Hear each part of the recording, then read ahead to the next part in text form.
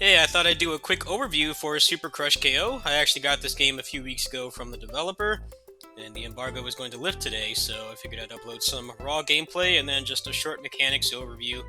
Uh, Before I get started, I should probably warn people that this game is very similar to Azure Striker Gunvolt, all three Gunvolt games, and that it is a very score-oriented game. If you're just looking for a beefy beat 'em up to play and unlock a lot of new moves and grind and stuff and get like multiple hours of gameplay out of a single playthrough, this is not the game for you. If you want something that you can just clear quickly, I think the first playthrough maybe took me about 2 hours or so. The levels are on the longer side, so I estimate you could probably get about maybe maybe 2 to 4 hours out of it, depending on if you die or not. The game is actually quite forgiving. It doesn't really take a long time to get started.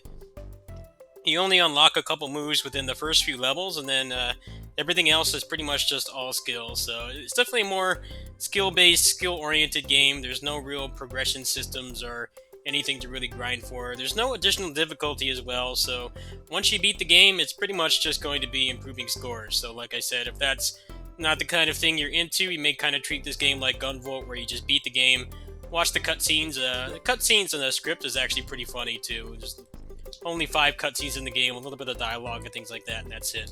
So let's get into the game.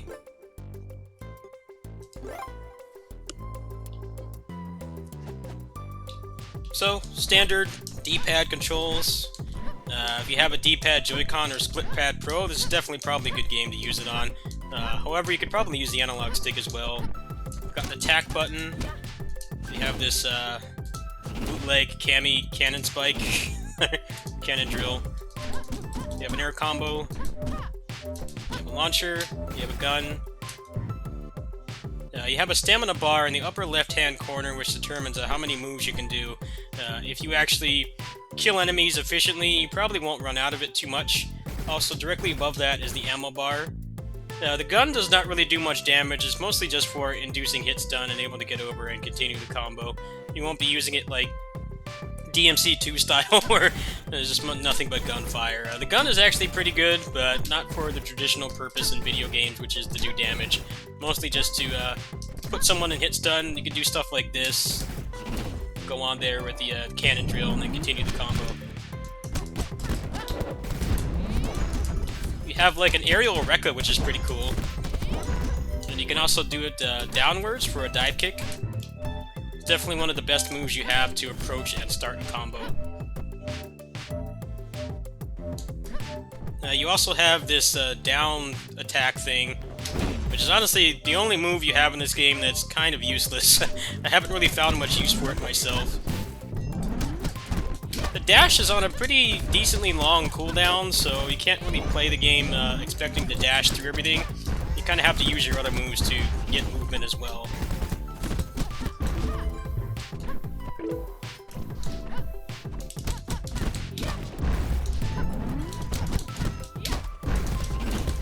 Much like any respectful character action game or stylish action game, there's a combo meter.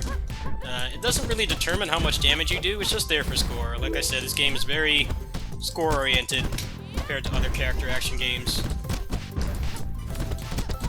In other character action games, you have like a larger moveset or new characters or abilities to unlock. There's none of that here. It's basically just, it's kind of like an arcade game. See this being a pretty good arcade game, even in modern times. The length is probably a little bit too long for it to be an arcade game. I think ideally they'd probably have to shorten the game or something to keep it in a respectable length, but it's still a very fun game.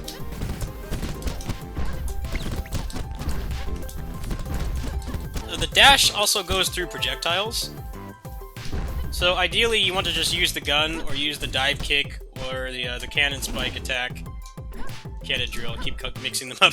You want to use that to just approach a ranged enemy, but you can also use the gun as well.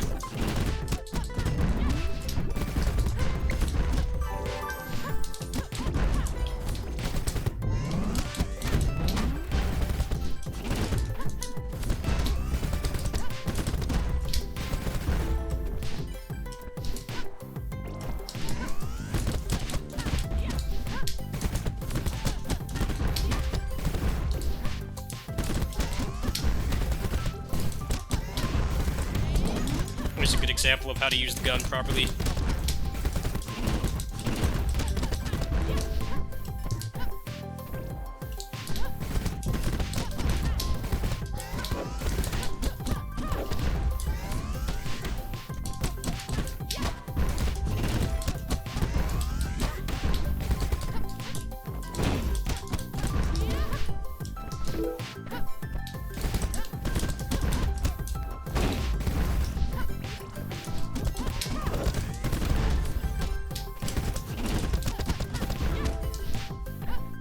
One nice thing about this game is there's no HP sponges at all. Even the bosses can be taken down in about a minute.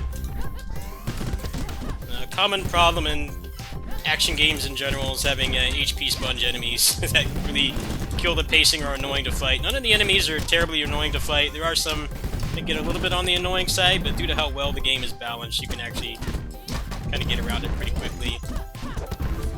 Later on, there's more complex enemies, like ones that can only be fought in melee range, and things like that, but nothing overly gimmicky. So the final move you have is the Super Crush KO. It's basically just a Kamehameha, Shikuhuruken, whatever you want to call it. It takes a long time to charge, so you might want to use it to get health drops, or just at the end of a fight. Pretty rare that you get more than one of them per battle. You want to make sure your positioning is on point so that you don't waste it.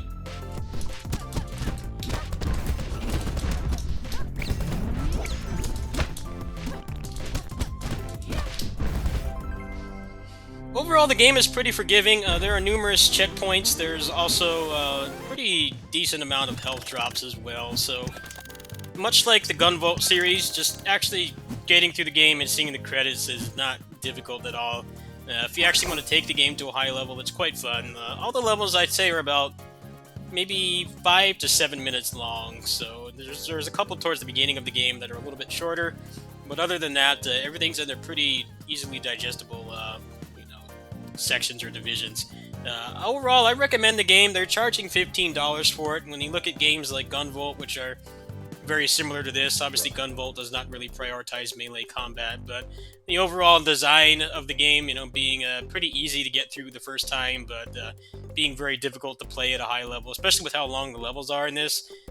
I'd say if you like Gunvolt and you also like melee stylish combat, I definitely recommend it. I'm not sure if they have any kind of post-launch plans. I think ideally they could add like a hard mode or like an extra character or something would give it a little bit more value. Like I said, I think $15 for this to beat it once. It does take longer than the average beat 'em up. I think it took me maybe 3 to 4 hours roughly. You look at the length of some of these levels, and it actually does seem to add up. There are 20 levels in the game, and 4 of them are bosses. So you have a total of 16 regular levels and 4 bosses. None of the bosses are particularly difficult to fight. A lot of them have pretty easily readable attacks, which is another thing this game does very well. There's always a pretty distinct tell for every attack in the game, so you won't get, random action game nonsense where, an enemy will do an attack with, like, instant startup and hit you. It is very possible to go through the whole game without taking any damage, as long as you use all your moves properly. I will say the down special attack, the, ground punch he does, that's probably the only useless move you have. It doesn't really seem to serve much purpose besides just adding on a little bit extra damage while you're on the ground.